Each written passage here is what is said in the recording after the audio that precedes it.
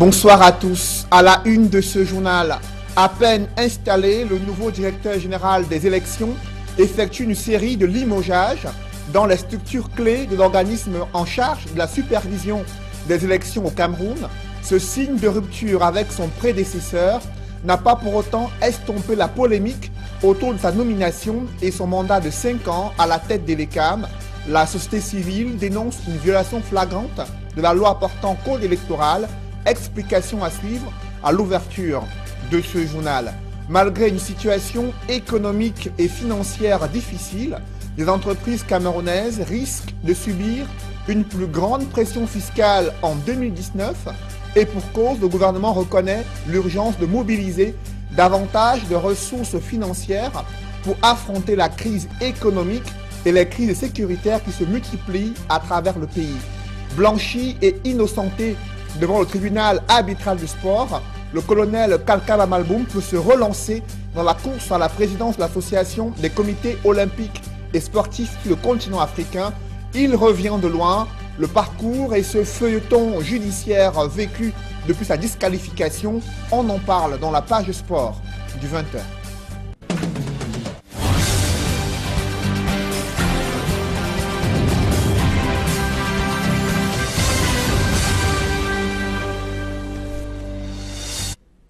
Merci de suivre cette édition complète de l'information sur Equinox Télévision. À peine nommé directeur général des élections et installé à ses fonctions, le nouveau directeur de l'ECAM, Eric Essousset, a procédé à une série de limogeages des différents responsables administratifs et financiers, la cellule informatique, mais aussi les différentes cellules en charge des inscriptions sur les listes électorales au sein de l'ECAM. Ce signe de rupture avec son prédécesseur n'a pas pour autant estompé la polémique autour de sa nomination et son mandat de 5 ans à la tête de l'ECAM. La société civile estime qu'il y a des entorses à la loi portant code électoral. Le président de la République aurait dû, selon certains experts des questions électorales, nommer ces personnalités pour le reste du mandat qui avait déjà été entamé par Abdoulaye Babalé. Des précisions avec Emmanuel Diop et Ike Cyril. Un nombre impressionnant de véhicules devant le siège d'Elections Cameroun. Les caméras n'y ont pas accès, mais une source indique qu'à l'intérieur se déroule la passation de services entre les responsables entrants et sortants récemment nommés à la direction générale.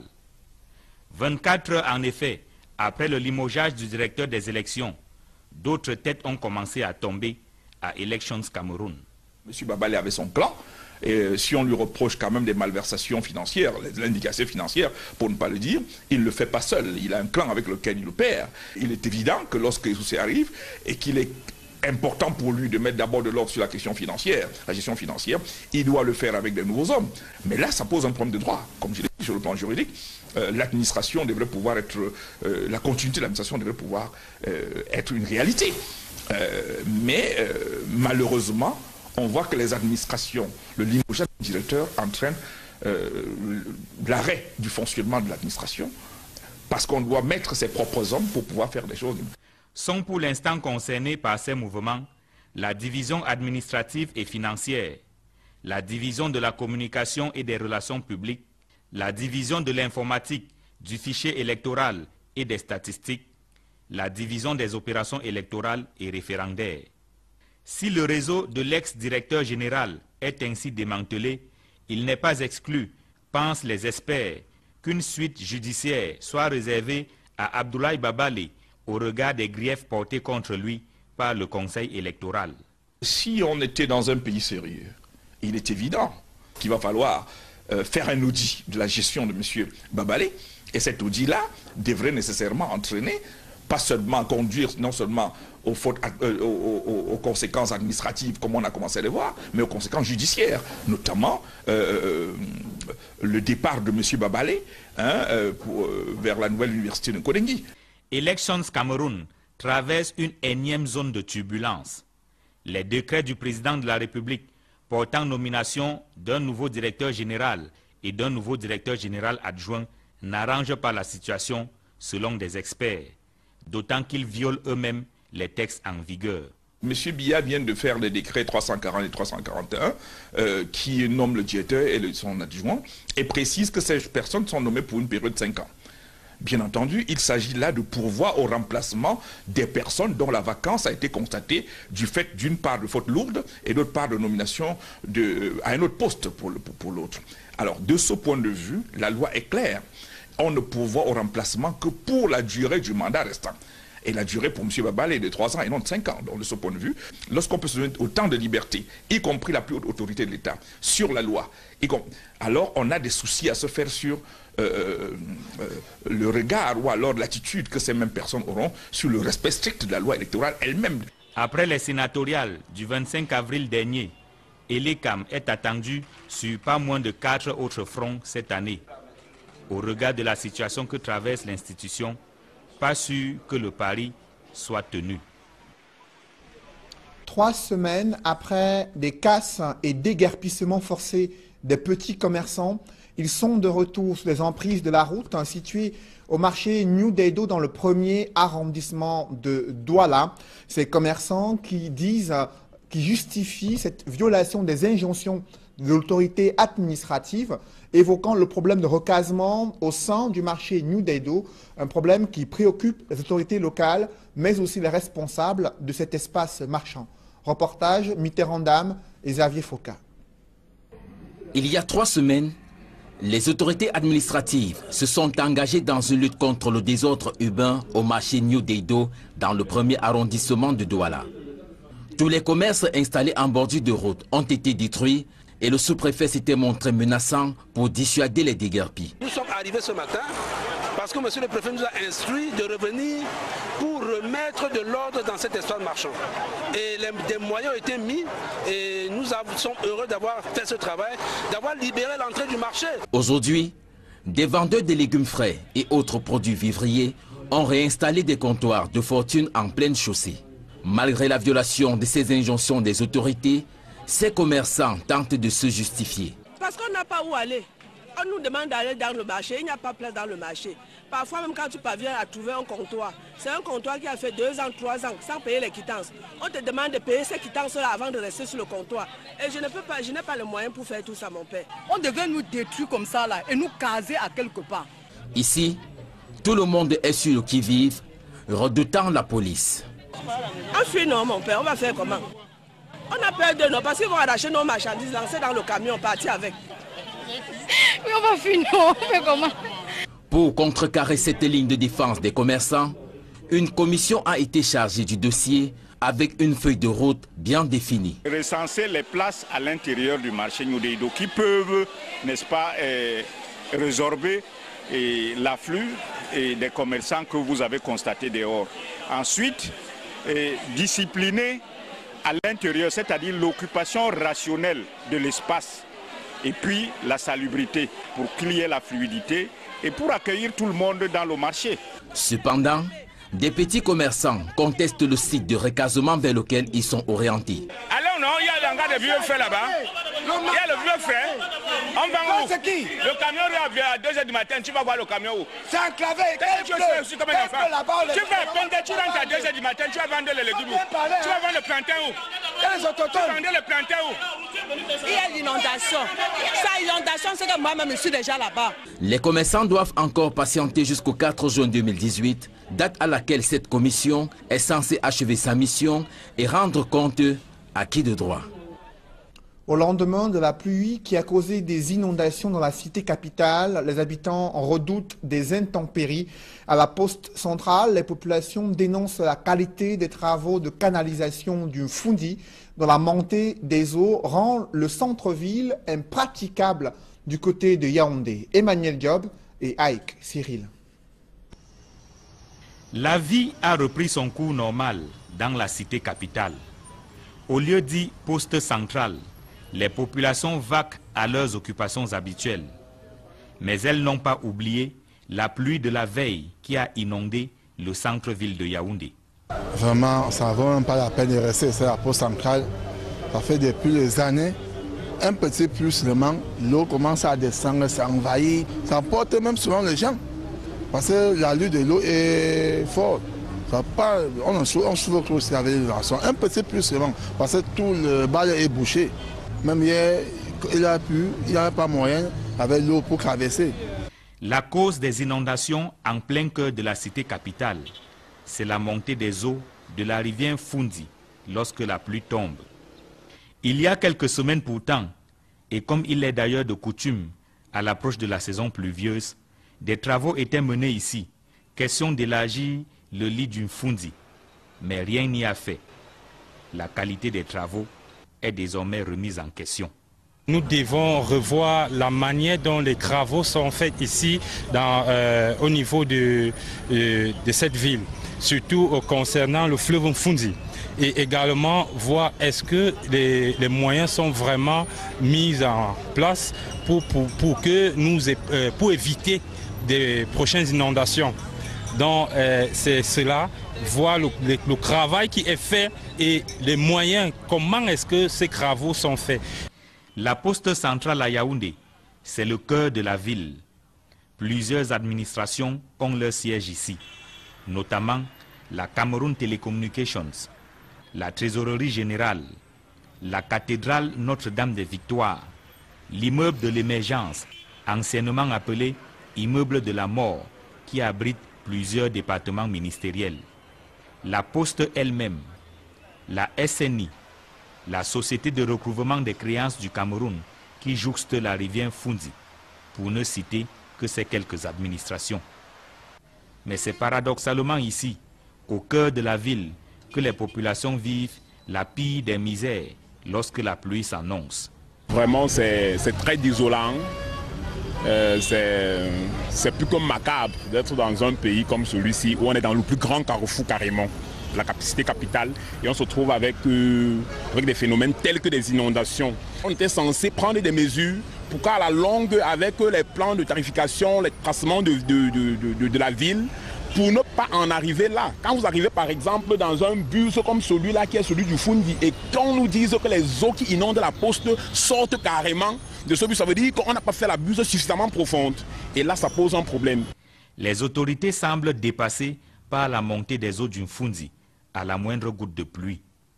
Les travaux de canalisation menés jusqu'ici n'ont produit aucun effet.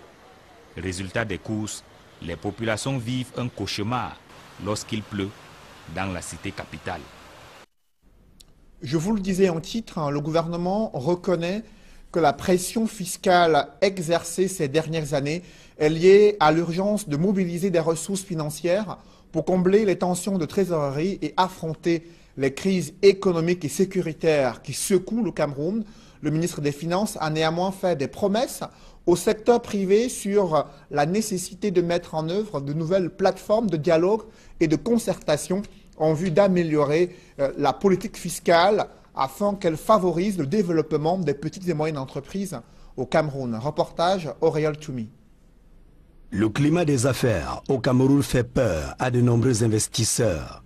Les lourdeurs et lenteurs administratives, la non-déclaration des employés à la CNPS, une fiscalité inadaptée et une parafiscalité excessive, plus orientée vers la collecte budgétaire que le développement de l'entreprise, la concurrence déloyale de nombreux produits importés, la fraude, la contrebande et entre autres, les difficultés d'accès au financement, notamment des PME. C'est sans doute ce qui fait dire à lui Paul Motazé qu'un vent de crise économique traverse le Cameroun.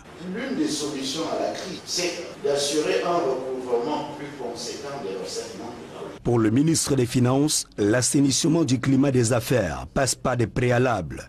Donc nous avons besoin de mobiliser des ressources publiques importantes. Ça c'est un premier postulat, à mon avis, qui ne devrait pas faire l'objet de contestation ni de débat. Il y a un deuxième postulat, et je suis parfaitement d'accord avec vous, c'est qu'il ne faut jamais tuer la poule aux œufs d'or. C'est-à-dire, il ne sert à rien de taxer et surtaxer pour que celui qui va vous permettre d'engranger ses ressources finisse par disparaître. Lorsqu'il disparaît, le problème est réglé, puisqu'il n'existe plus. Il est mort, les impôts sont morts. Devant les opérateurs économiques à Douala, Lupoll Motazi a décidé de rectifier le tir des vieilles pratiques gouvernementales. Il ne me semble pas possible que lorsque vous avez raison, lorsque vous réussissez à démontrer au gouvernement qu'en allant dans tel sens, nous allons non seulement aider les entreprises, nous allons non seulement combattre la fraude, si nous avons cela en même temps qu'in fine, le trésor public se rend compte qu'il sera gagnant parce que les entreprises seront plus saines, plus fortes et donc vont payer plus d'impôts. Je ne vois pas pourquoi nous ne suivrons pas vos avis. Pour lui, plus question de poursuivre avec l'idée d'un gouvernement qui sait tout mieux que quiconque. Si vous voulez, nous pourrons même mettre une périodicité convenue d'accord parti pour ces réunions.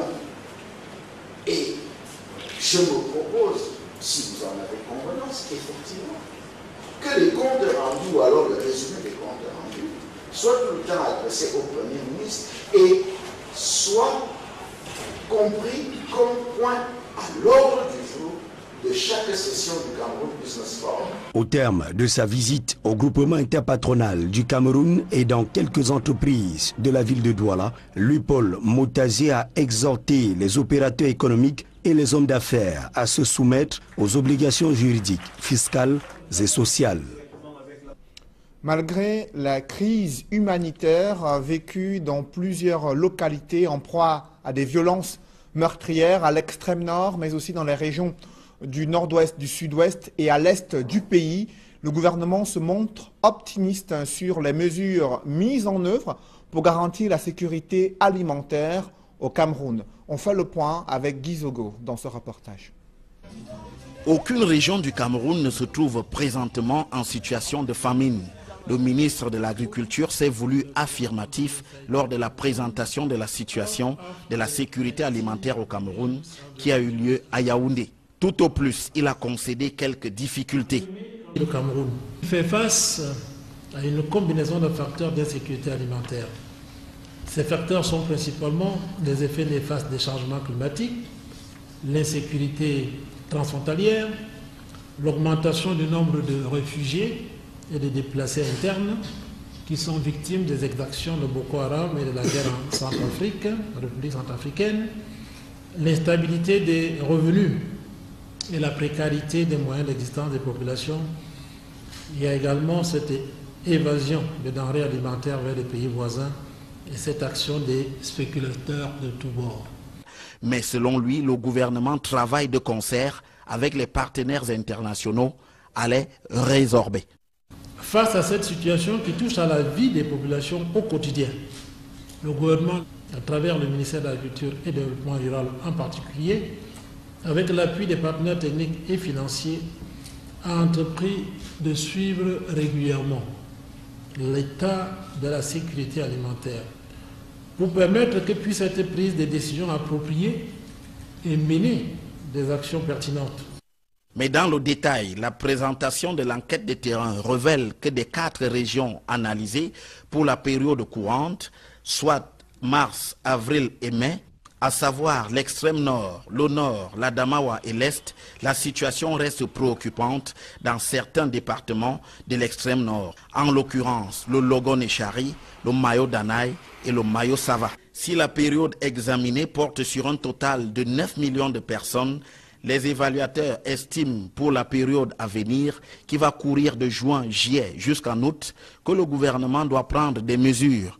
Il s'agit concrètement de venir en aide à 1 416 000 personnes en difficulté. Toutefois, la situation dans les régions du sud-ouest et du nord-ouest n'a guère été évoquée malgré les sérieuses perturbations qui y ont cours actuellement. Un choix du gouvernement qui semble partagé par les organisations internationales, PAM et FAO, qui ont participé à l'élaboration de ces rapports sur la situation de la sécurité alimentaire au Cameroun. Comment se déroule le baccalauréat dans la ville de Tian, chef-lieu du département de la Menois?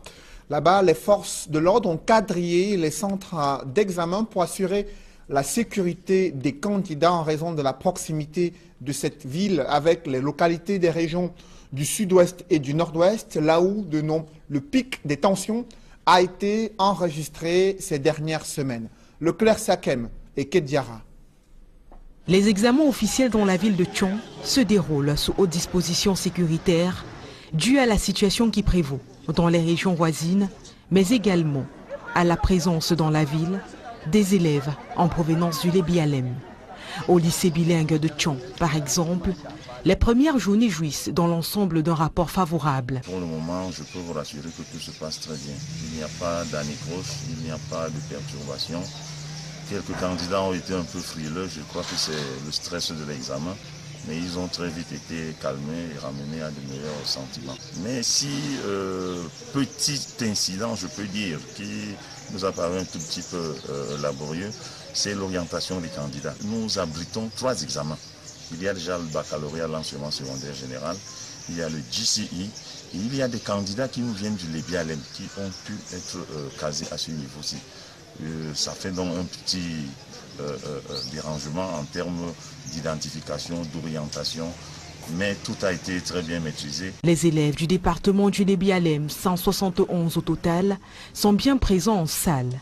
Et si le lycée était supposé en accueillir 250, le proviseur est resté sans nouvelles des 79 autres. Mais pour les présents, ils sont arrivés accompagnés de leurs encadreurs et surveillants. Ces candidats sont déplacés avec leurs surveillants et leurs chefs de sous-centre qui sont les proviseurs. Une arrivée qui va provoquer un déploiement sécuritaire de grande importance. Et tout le campus est quadrillé par les forces de l'ordre. Et au niveau interne, nous avons mis sur pied un comité de vigilance. Alors, ce comité de vigilance fonctionne 24 heures sur 24. Au lycée classique de Tchon, même son de cloche. Les premiers élèves légèrement stressés au début vont très vite être mis en confiance par les conseils de leurs surveillants. Nous avons 11 absents sur 842 candidats. Tout se passe bien, il n'y a pas de problème. Tous les candidats étaient là à temps. À 7h30, ils étaient déjà en salle. Les épreuves ont débuté à temps. Ici aussi, des dispositions sécuritaires seront prises pour permettre aux futurs étudiants de travailler en toute quiétude. Compte tenu de la situation actuelle, toutes les dispositions sécuritaires ont été prises par nous-mêmes et par les autorités. Au terme de cette semaine et de la longue attente des résultats, les lycéens d'hier deviendront à coup sûr les étudiants de demain, à condition toutefois de donner le meilleur d'eux pour braver les épreuves dès à présent. Dans l'arrondissement de Baré-Bakem, d'autres élèves n'ont pas les mêmes opportunités que leurs camarades que vous venez de voir dans la ville de Tchon, et pour cause, ils sont confrontés à un manque criard d'espace et de conditions optimales pour améliorer leur apprentissage. Des enseignants également se plaignent de l'insuffisance de matériel didactique dans ce village de Munko, situé dans l'arrondissement de Baré-Bakem, département du Mungo. Là-bas, le mauvais état des routes plombe le développement de ce village. C'est le constat que font Cyril Djemba et Gladys Sidier dans ce reportage. À 8 km du centre urbain de Baré-Bakem dans le Mungo, le village Munkwa est une localité enclavée où vivent près de 1000 âmes. Munkwa, comme d'autres coins reculés du pays, connaît un important déficit d'infrastructures socio-économiques et culturelles. Sa population, essentiellement rurale, fait face à d'énormes difficultés. Nous avons toujours surtout problème d'eau potable, problème de route, problème de lumière. Vraiment, nous vivons très mal ce village. Très mal. Bon. S'il pleut, bon, les motos ne prennent parfois les 2000 francs. Bon, vraiment, c'est pas facile pour nous ce village. On a les rivières pour nous ravitailler avec l'eau au village. Et vous consommez ça? Oui, nous consommons. Nous consommons. On tire, donc on chauffe ça un peu au feu, après on laisse à l'abri. Et puis après on consomme. Voici à quoi ressemble l'école du village Munkwa. En dépit de la présence d'un bâtiment moderne, l'essentiel des salles de classe est en matériaux provisoires. Les enseignants manquent de matériel didactique pour travailler dans un minimum de confort. Tout comme les élèves n'ont pas d'espace de jeu et loisirs. L'école de Mounko a tellement souffert. Les enfants divaguaient. On nous injuriait partout. On nous injuriait. Il fallait aller remplir les toilettes des gens au quartier et tout ça. C'est dans cette logique qu'une âme de bonne volonté offre des équipements sportifs. Un don que les bénéficiaires promettent d'en faire bon usage. Puis-vous assurer, Monsieur Piso Jean-Noël, que les heureux bénéficiaires de ce jour sauront faire bon usage de ce don précieux. Et nous vous porterons dans nos prières afin que Dieu continue à remplir vos poches, vous procurer santé et longévité. Au-delà des infrastructures éducatives et routières, le village de Monkwa manque aussi un centre de santé. Ses habitants sont obligés de parcourir des kilomètres pour bénéficier des soins. Ils espèrent un jour voir une route bitumée desservir leur village.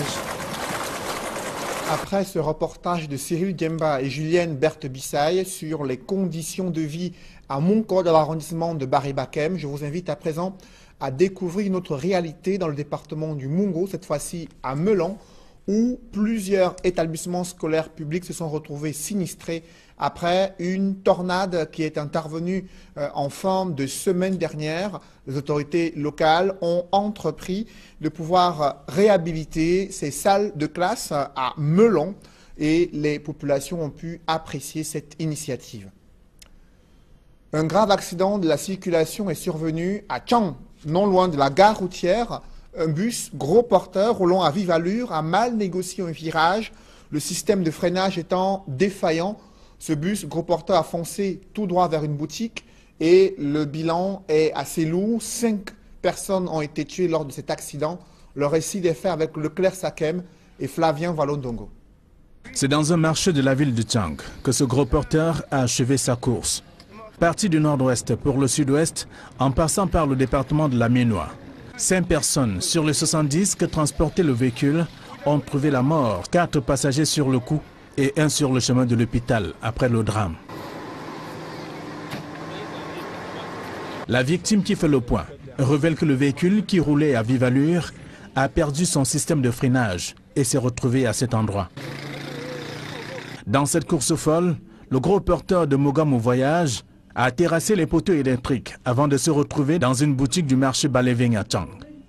Les éléments de la brigade de gendarmerie de Nkoni sont descendus sur les lieux pour sauver quelques blessés, tandis que d'autres étaient conduits dans des formations sanitaires de la ville. Si le mauvais état des routes et celui des véhicules sont souvent décriés comme étant des causes des multiples cas d'accidents enregistrés, il est à noter que le comportement de certains chauffeurs est aussi pour beaucoup. Désormais blanchi et regaillardi, innocenté, le colonel Kalkaba Malboum peut se relancer dans la course à la présidence des associations des comités olympiques et sportifs sur le continent africain. Le tribunal arbitral du sport a tranché en faveur du président du comité olympique et sportif du Cameroun.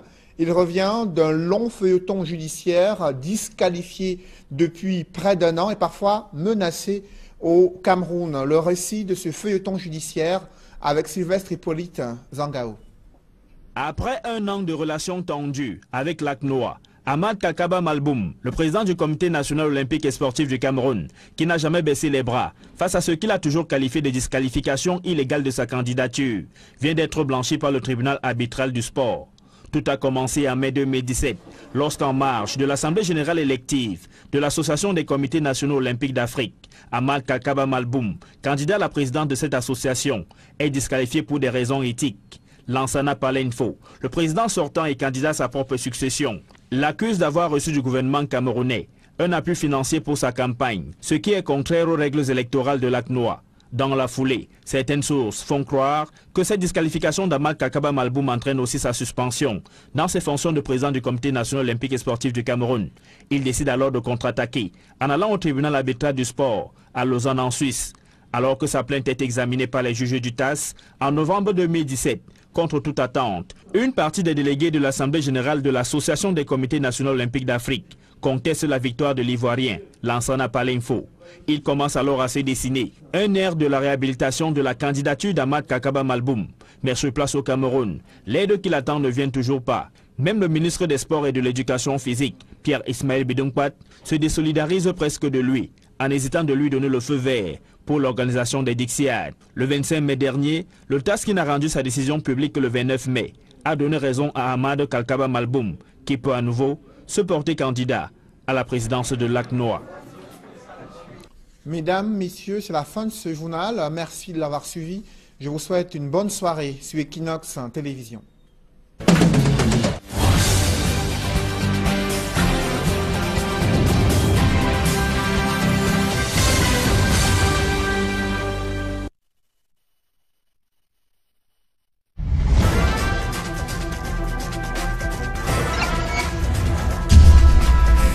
Concernés par ces mouvements, la division administrative et financière, la division de la communication et des relations publiques, la division de l'informatique, du fichier électoral et des statistiques, la division des opérations électorales et référendaires.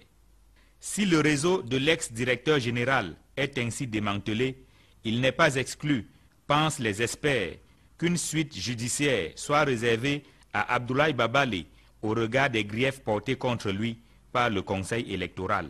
Si on était dans un pays sérieux, il est évident qu'il va falloir faire un audit de la gestion de M. Babale, et cet audit-là devrait nécessairement entraîner, pas seulement conduire non seulement aux conséquences administratives comme on a commencé à les voir, mais aux conséquences judiciaires, notamment le départ de M. Babale vers la nouvelle université de Kodengui.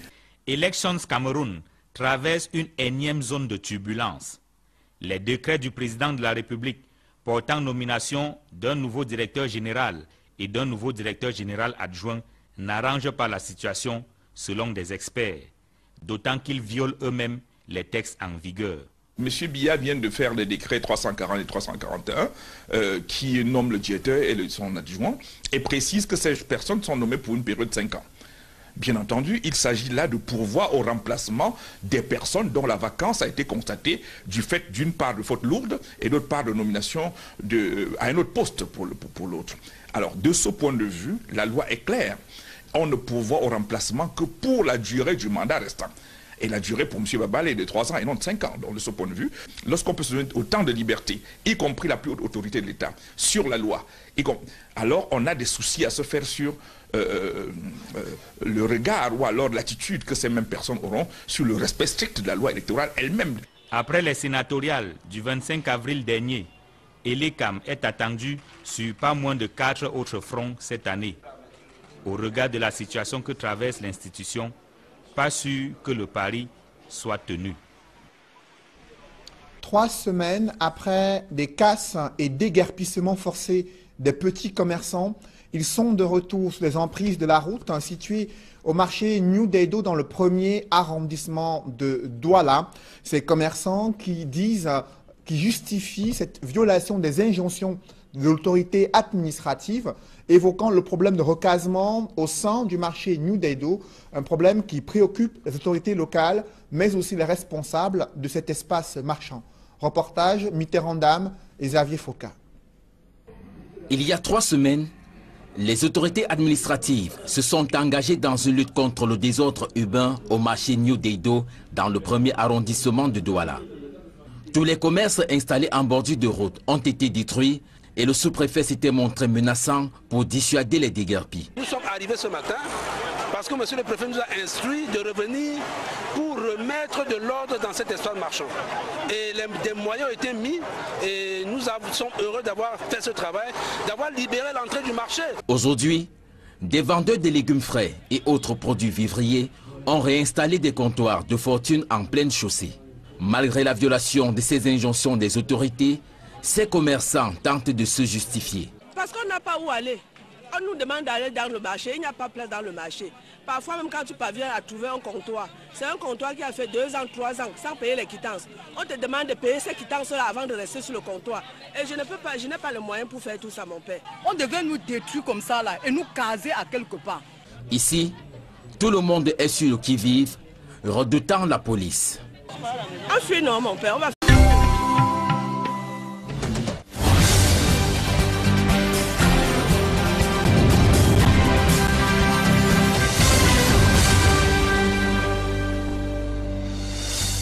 Bonsoir à tous. À la une de ce journal, à peine installé, le nouveau directeur général des élections effectue une série de limogeages dans les structures clés de l'organisme en charge de la supervision des élections au Cameroun.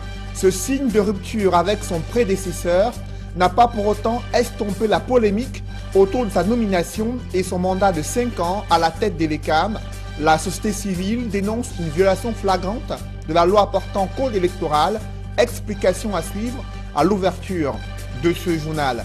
Malgré une situation économique et financière difficile, les entreprises camerounaises risquent de subir une plus grande pression fiscale en 2019 et pour cause, le gouvernement reconnaît l'urgence de mobiliser davantage de ressources financières pour affronter la crise économique et les crises sécuritaires qui se multiplient à travers le pays.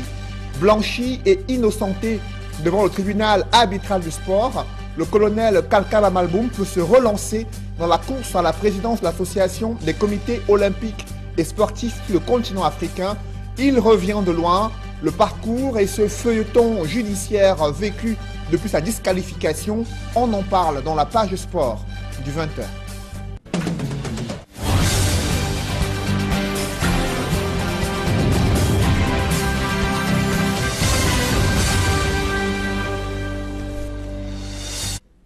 Merci de suivre cette édition complète de l'information sur Equinox Télévision. À peine nommé directeur général des élections et installé à ses fonctions, le nouveau directeur de l'ECAM, Eric Essousser, a procédé à une série de limogeages des différents responsables administratifs et financiers, la cellule informatique, mais aussi les différentes cellules en charge des inscriptions sur les listes électorales au sein de l'ECAM. Ce signe de rupture avec son prédécesseur n'a pas pour autant estompé la polémique autour de sa nomination et son mandat de 5 ans à la tête de l'ECAM. La société civile estime qu'il y a des entorses à la loi portant code électoral. Le président de la République aurait dû, selon certains experts des questions électorales, nommer ces personnalités pour le reste du mandat qui avait déjà été entamé par Abdoulaye Babalé. Des précisions avec Emmanuel Diop et Ike Cyril. Un nombre impressionnant de véhicules devant le siège d'Elections Cameroun. Les caméras n'y ont pas accès, mais une source indique qu'à l'intérieur se déroule la passation de services entre les responsables entrants et sortants récemment nommés à la direction générale. 24 heures en effet après le limogeage du directeur des élections, d'autres têtes ont commencé à tomber à Elections Cameroun. M. Babalé avait son plan. Et si on lui reproche quand même des malversations financières, l'indication financière, pour ne pas le dire, il ne le fait pas seul. Il a un clan avec lequel il opère. Il est évident que lorsque Essousser arrive et qu'il est important pour lui de mettre d'abord de l'ordre sur la question financière, la gestion financière, il doit le faire avec des nouveaux hommes. Mais là, ça pose un problème de droit. Comme je l'ai dit sur le plan juridique, l'administration devrait pouvoir être, la continuité de l'administration devrait pouvoir être une réalité. Mais malheureusement, on voit que les administrations, le limogeage du directeur entraîne l'arrêt du fonctionnement de l'administration parce qu'on doit mettre ses propres hommes pour pouvoir faire des choses. Sont pour l'instant qu'on fait comment? On a peur de nous parce qu'ils vont arracher nos marchandises, lancer dans le camion, partir avec. Mais on va finir, on fait comment? Pour contrecarrer cette ligne de défense des commerçants, une commission a été chargée du dossier avec une feuille de route bien définie. Recenser les places à l'intérieur du marché Niodeido qui peuvent, n'est-ce pas, résorber l'afflux des commerçants que vous avez constaté dehors. Ensuite, discipliner à l'intérieur, c'est-à-dire l'occupation rationnelle de l'espace et puis la salubrité pour qu'il y ait la fluidité et pour accueillir tout le monde dans le marché. Cependant, des petits commerçants contestent le site de recasement vers lequel ils sont orientés. Alors non, il y a un gars de vieux fait là-bas. Il y a le vieux frère. On va où? C'est qui? Le camion arrive à 2h du matin, tu vas voir le camion où? C'est enclavé. Qu'est-ce que tu fais aussi comme un enfant? Tu vas vendre, tu rentres à 2h du matin, tu vas vendre les légumes où? Tu vas vendre le plantain où? Tu vas vendre le plantain où? Il y a l'inondation. Sa inondation, c'est que moi-même je suis déjà là-bas. Les commerçants doivent encore patienter jusqu'au 4 juin 2018, date à laquelle cette commission est censée achever sa mission et rendre compte à qui de droit. Au lendemain de la pluie qui a causé des inondations dans la cité capitale, les habitants redoutent des intempéries. À la poste centrale, les populations dénoncent la qualité des travaux de canalisation du Fundi, dont la montée des eaux rend le centre-ville impraticable du côté de Yaoundé. Emmanuel Diop et Aïk Cyril. La vie a repris son cours normal dans la cité capitale. Au lieu dit poste central, les populations vaquent à leurs occupations habituelles. Mais elles n'ont pas oublié la pluie de la veille qui a inondé le centre-ville de Yaoundé. Vraiment, ça ne vaut même pas la peine de rester, c'est la poste centrale. Ça fait depuis des années, un petit plus seulement, l'eau commence à descendre, ça envahit, ça emporte même souvent les gens. Parce que la lutte de l'eau est forte. On souffre aussi avec l'inondation. Un petit plus seulement, parce que tout le bal est bouché. Même hier, il n'y a pas moyen avec l'eau pour traverser. La cause des inondations en plein cœur de la cité capitale, c'est la montée des eaux de la rivière Fundi lorsque la pluie tombe. Il y a quelques semaines pourtant, et comme il est d'ailleurs de coutume à l'approche de la saison pluvieuse, des travaux étaient menés ici, question d'élargir le lit du Fundi. Mais rien n'y a fait. La qualité des travaux est désormais remise en question. Nous devons revoir la manière dont les travaux sont faits ici au niveau de cette ville, surtout concernant le fleuve Fundi. Et également voir est-ce que les moyens sont vraiment mis en place pour éviter des prochaines inondations. Donc c'est cela, voir le travail qui est fait et les moyens, comment est-ce que ces travaux sont faits. La poste centrale à Yaoundé, c'est le cœur de la ville.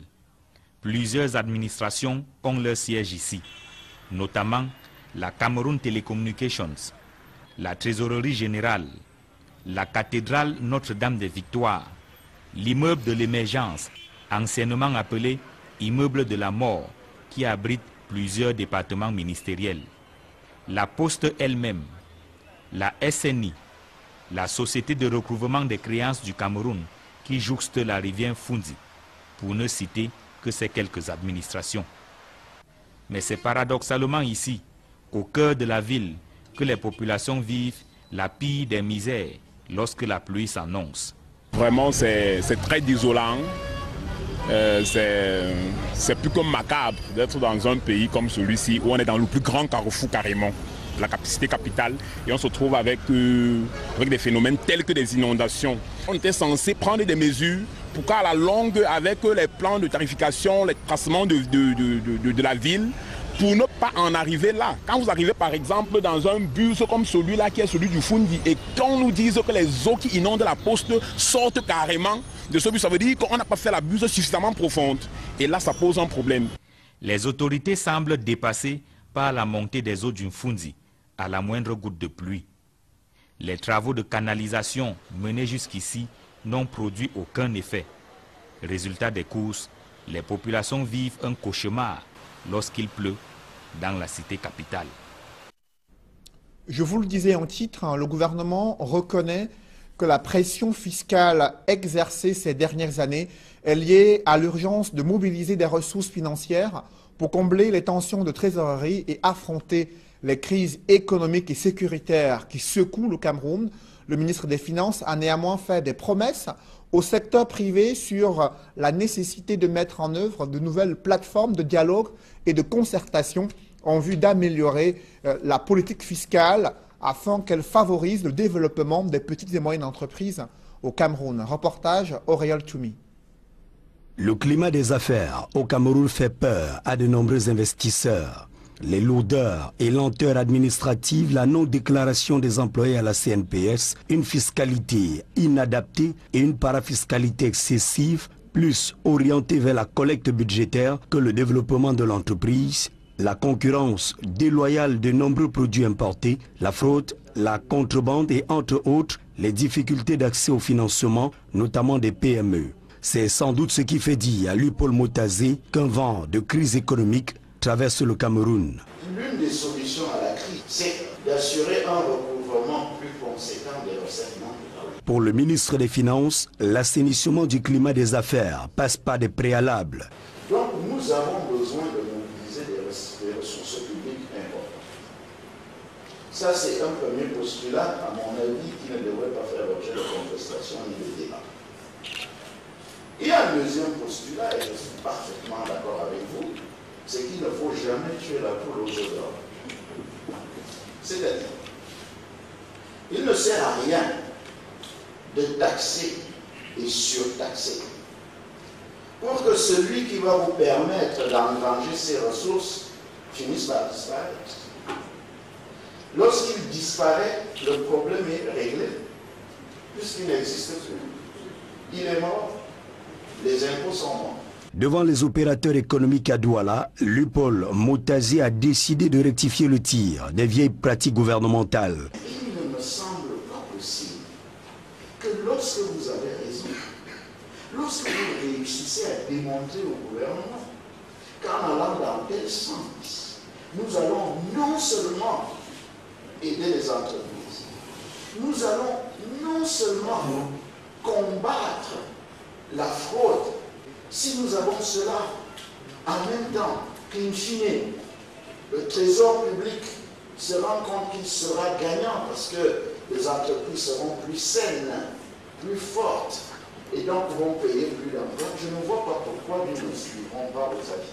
Pour lui, plus question de poursuivre avec l'idée d'un gouvernement qui sait tout mieux que quiconque. Si vous voulez, nous pourrons même mettre une périodicité convenue d'accord parti pour ces réunions.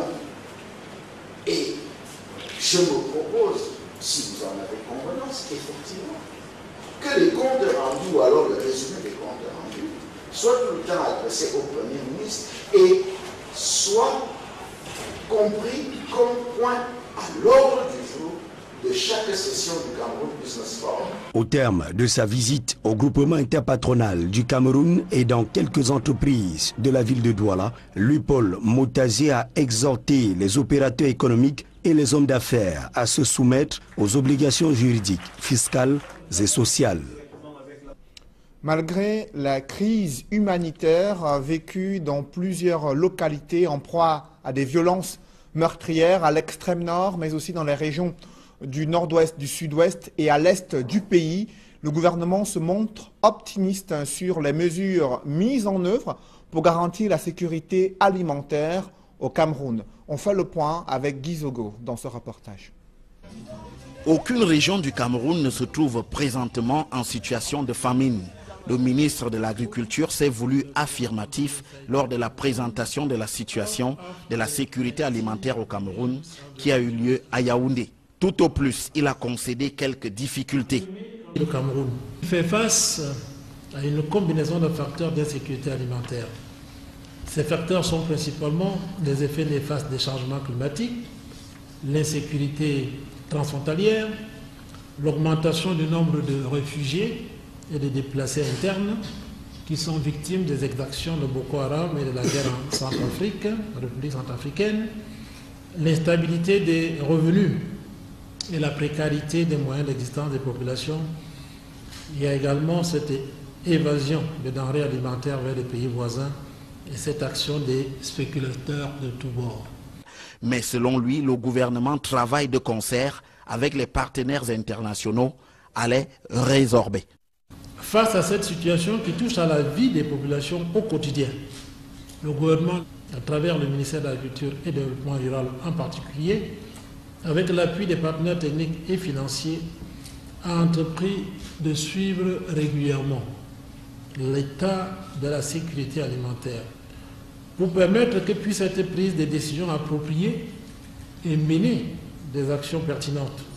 Mais dans le détail, la présentation de l'enquête de terrain révèle que des 4 régions analysées pour la période courante, soit mars, avril et mai, à savoir l'extrême nord, le nord, l'Adamawa et l'est, la situation reste préoccupante dans certains départements de l'extrême nord, en l'occurrence le Logon-Echari, le Mayo-Danaï et le Mayo-Sava. Si la période examinée porte sur un total de 9 millions de personnes, les évaluateurs estiment pour la période à venir, qui va courir de juin-juillet jusqu'en août, que le gouvernement doit prendre des mesures. Il s'agit concrètement de venir en aide à 1 416 000 personnes en difficulté. Toutefois, la situation dans les régions du sud-ouest et du nord-ouest n'a guère été évoquée malgré les sérieuses perturbations qui y ont cours actuellement. Un choix du gouvernement qui semble partagé par les organisations internationales, PAM et FAO, qui ont participé à l'élaboration de ce rapport sur la situation de la sécurité alimentaire au Cameroun. Comment se déroule le baccalauréat dans la ville de Tian, chef-lieu du département de la Menois? Là-bas, les forces de l'ordre ont quadrillé les centres d'examen pour assurer la sécurité des